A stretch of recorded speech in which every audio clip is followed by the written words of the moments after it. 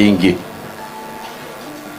Wah, radi ewet lawan pekewet anggen kula badhe matur. Aja rikuh, aja perkewuh. Kowe kuwi rangka dalem tegese pepatih. Ngembat bab perkara kendho kencenging pernatan, tentrem lan oraning negara. Kuwi ratu kelawan patih duwe nana penemu. Mara gage. Tak keparengake Pancatnyana. Inggih. Menawi kula dipun keparengaken matur sinuwun. Bab perkawis kawibawan kula kinten sampun boten badhe kirang kawibawanipun Ratu Traju Tresna Prabu Boma Nara Kasura. Inggih Prabu Anom Setija enget-enget paduka menipat Maja Narendra Gung Dwarawati Prabu Sri Bathara Kresna kondhang kuncara sampun wonten. Laladan Traju Tresna menika jajahanipun wiyar katentremaning para kawula dasih sedaya sami sumuyut sedayanipun sampun boten kuciwa sinuwun. Oh ngono Pancatnyana. Inggih. Namung setunggal apa nyun pangapunten ampun juwa nggih sinuwun. Ora matura. Wah, janipun boten sekeca manah kula. Ora. Matur piye-piye? Sing ora kepenak nggon apa? Sing kurang nggon ngendi? Inggih. Sedayanipun sampun sae namung kula matur setunggal ingkang cacat bab perkawis katresnan. Nah, bener kowe Pancatnyana, bener. Kuwi sing tak enteni tembungmu. Pancen nggon katresnan. Cacat panjenengan ingsun.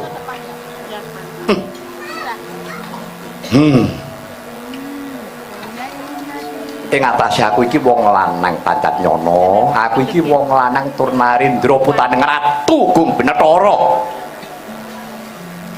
Wadina kok cacat panggonan katresnan. Sira lak ya sumuruk Pancatnyana. Ingsun garwa putri Timpura Retna atmajane paman Prabu Kartaknyana Yayi Dewi Hatnyanawati. Yayi Hatnyanawati. Moko rikala semana tak lamar.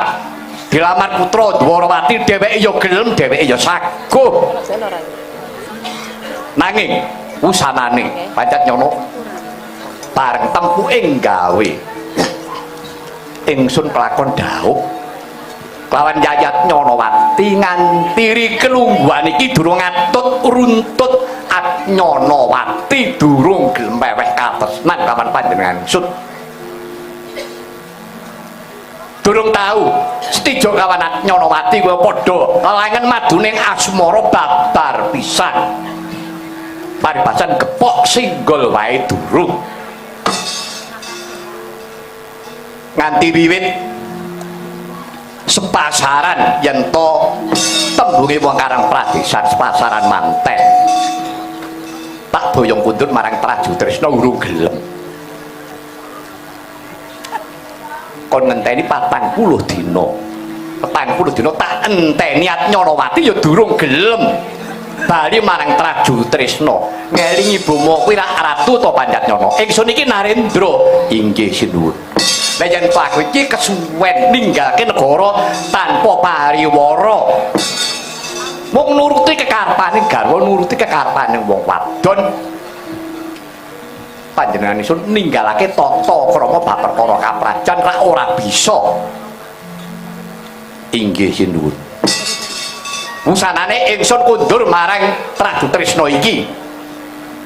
Lah ingkang garwa isih keri ning negara Timpura Retna.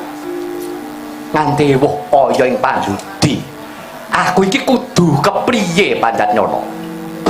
Lah, wusanane Pancatnyana durung suwe iki. Yayi Hatnyanawati ngaturake nawala. Lumantar pacalang duta saka negara Timpura Retna kautus marang Praja Traju Tresna ngaturke nawala sing ditapak asmani Yayi Hatnyanawati. Dheweke matur, gelem tak boyong kundur menyang prajurit Tresna lan nglanggati katresnanku waton Atnyanawati diyasakake dalan wiwit saka negara Traju Tresna nganti negara Dwarawati kenceng tanpa menggok kon nyasakake dalan gedhe wiwit saka negara Traju Tresna menyang negara Dwarawati kenceng tanpa menggok pambriye yen to Yayat Nyanawati dalan panjenengan ingsun suwan marang negara Dwarawati ora ana pepalang sing ngribeti iki piye munggo panemumu iki Panjat Nyana Yaksa Guru Rupari Sedeng Narendra Yaksa laku kang mawarya ingkang gambira marang angise siyup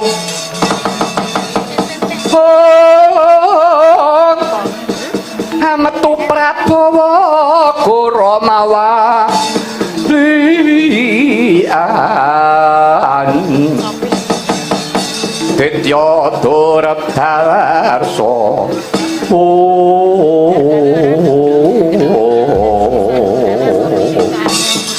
Wiladalah sinuwun piye Panjat Nyana lah menika ora penyuwun gampil lho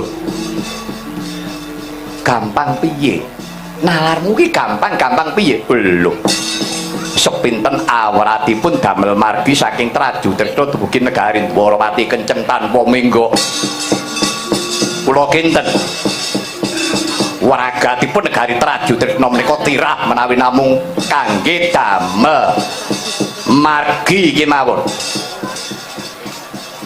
oh ngono inggih yo nanging sadurunge bakal tumindak coba timbalana teja mantri mbilung ning ngadep ana ngarsane iso disendika kesaken dawuh